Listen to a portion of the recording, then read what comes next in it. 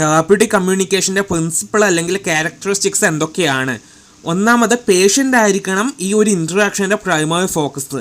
രണ്ടാമത് ഒരു professional attitude വേണം.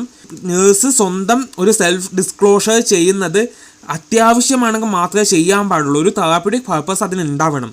അവോയ്ഡ് സോഷ്യൽ റിലേഷൻഷിപ്പ് വിത്ത് പേഷ്യൻറ്റുമായിട്ട് ഒരു സോഷ്യൽ റിലേഷൻഷിപ്പ് അവോയ്ഡ് ചെയ്യുക. അതായത് പ്രേമോ പ്രണയമോ അതൊന്നും പാടില്ല. പിന്നെ മെയിൻറ്റെയിൻ പേഷ്യൻ്റ് കോൺഫിഡൻഷ്യാലിറ്റി മെയിൻറ്റെയിൻ ചെയ്യണം. പിന്നെ പേഷ്യൻ്റെ ഇൻ്റലക്ച്വൽ ലെവൽ അസസ് ചെയ്യണം. കാരണം ഇത് ലെവൽ ഓഫ് അണ്ടർസ്റ്റാൻഡിങ് എത്രത്തോളമാണെന്ന് ഡിറ്റർമിൻ ചെയ്യാൻ വേണ്ടി ഹെൽപ്പ് ചെയ്യും. പിന്നെ തിയററ്റിക്കൽ ബേസ് ഉള്ള ഇൻ്റർവെൻഷൻസ് മാത്രം ഇംപ്ലിമെൻറ്റ് ചെയ്യുക. പിന്നെ പേഷ്യൻ്റ് പറയുന്ന കാര്യങ്ങളിൽ ജഡ്ജ് ചെയ്യാൻ പോകാൻ പാടില്ല. മെയിൻറ്റെയിൻ ചെയ്യുക നോൺ ജഡ്ജ്മെൻ്റൽ ആറ്റിറ്റ്യൂഡ്. പിന്നെ പേഷ്യൻറ്റിൻ്റെ കാര്യങ്ങൾ കേട്ടിട്ട് അഡ്വൈസ് കൊടുക്കാൻ പാടില്ല.